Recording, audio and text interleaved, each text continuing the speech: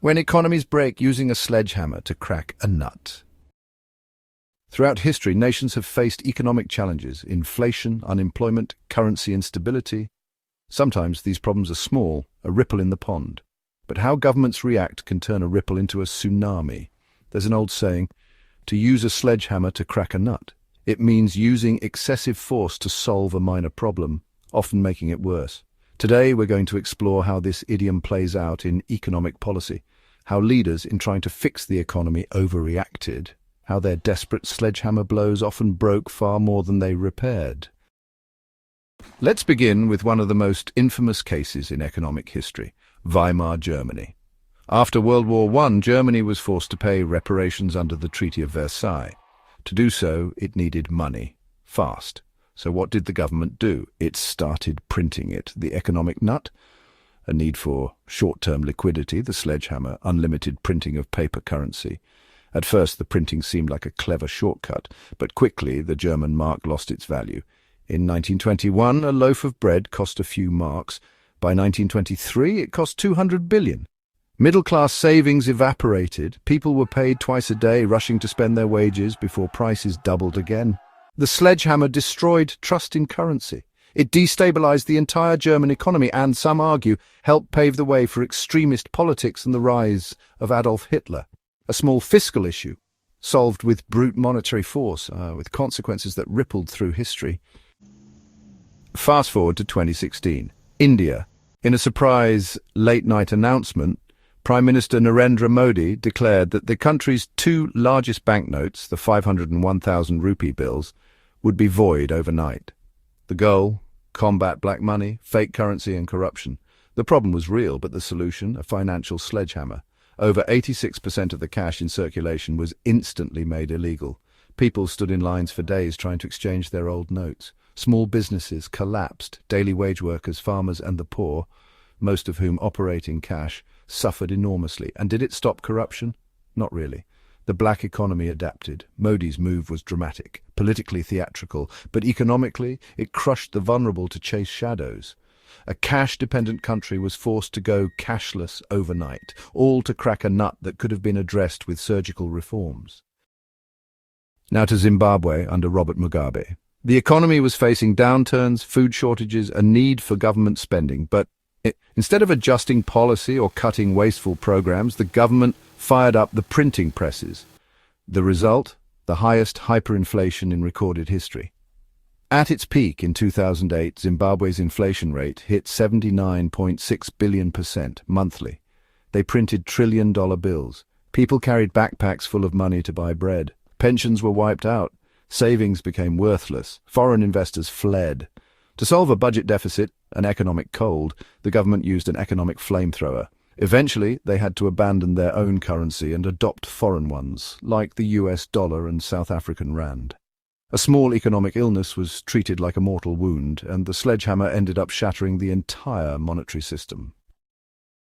Even in the United States, economic overreaction has done its damage. In 1930, at the beginning of the Great Depression, the US government passed the Smoot Hawley Tariff Act, a sweeping set of protectionist tariffs on over 20,000 imported goods. The idea? Protect American jobs and industries. The reality? Retaliation. Other countries responded with their own tariffs. Global trade plummeted, exports dried up. The depression deepened and spread worldwide. The nut? A domestic recession and job insecurity. The sledgehammer? Global trade war. Instead of stimulating recovery, the policy throttled international markets and extended economic misery, a lesson economists still point to when warning against protectionist overkill. Let's travel to Venezuela, once one of Latin America's richest nations. Under Hugo Chavez and later Nicolas Maduro, the government introduced strict price controls on basic goods, rice, flour, oil, medicine, to make life affordable. But when the state tells a business how much it must sell something for below the cost of production, what happens? They stop producing. The shelves emptied. Black markets exploded. People stood in line for hours just to buy diapers or sugar. The government responded by seizing businesses, more sledgehammers. All of this began with good intentions. Make goods cheaper, but instead of nuanced, market-friendly subsidies or reform, the state chose force. The economy collapsed, inflation spiraled, millions fled the country. and the nut of economic inequality was never cracked. Now Europe. The 2008 financial crisis sent shockwaves through the world, and Greece was among the hardest hit. Years of overspending, debt, and inefficient bureaucracy came crashing down. The European Union and IMF stepped in with loans, but demanded severe austerity in return. Greece slashed pensions, cut public sector wages, increased taxes, closed hospitals. Unemployment soared to 27%. The goal was to restore fiscal balance. The result? Economic depression. Instead of balancing books gradually, the EU imposed a financial sledgehammer, one that devastated livelihoods, sparked protests, and nearly tore the Eurozone apart. The nut was fiscal irresponsibility, but the response crushed public morale and deepened poverty.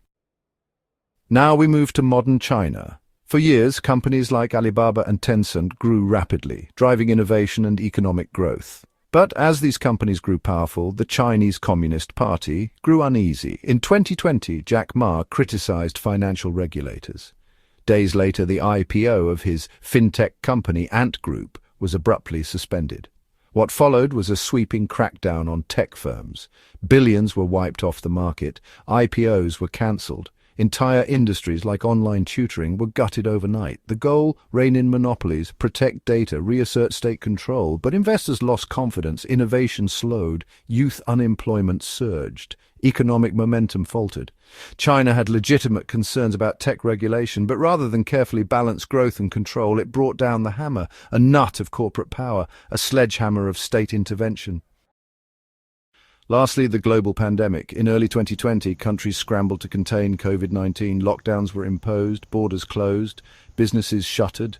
The world came to a standstill. Initially, these lockdowns were necessary, but as months dragged on, some governments used blanket restrictions, where smarter, targeted approaches might have worked better. Small businesses collapsed, mental health declined, global supply chains were paralyzed. Stimulus spending surged, fueling later inflation. In the attempt to protect lives, a noble cause, economies were put into comas. Entire industries still haven't recovered. Here the nut was a viral outbreak, but the economic sledgehammer, though well-intentioned, left deep scars. Why do leaders reach for sledgehammers in economic policy? Sometimes it's panic, sometimes it's political theatre. Sometimes it's the illusion of control, but economies are delicate ecosystems, not machines to be hit with blunt force. Each decision affects livelihoods, savings, futures. And when policymakers use overwhelming force, they don't just break the problem, they often break the people. The Weimar Republic printed its future away. India demonetized its own citizens' pockets. Zimbabwe wiped out its wealth. The US sparked a trade war in a depression. Greece was told to save itself by starving. And the world, again and again, repeats the cycle. So the next time you hear a government announce an aggressive economic reform, ask, is this precision or a sledgehammer? Because once the blow lands, the pieces are hard to put back together. Let reason be the chisel, let wisdom guide the hand, because the nut may be small, but the damage of a sledgehammer is forever. If you found this video thought-provoking, take a second to hit the like button. It really helps us bring deeper stories like this to more people. And if you're interested in how history, power, and economics collide in unexpected ways, subscribe to the channel and turn on notifications. We've got more videos coming that dive into the dramatic decisions shaping our world and the hidden consequences they leave behind. Don't miss the next one. Thanks for watching.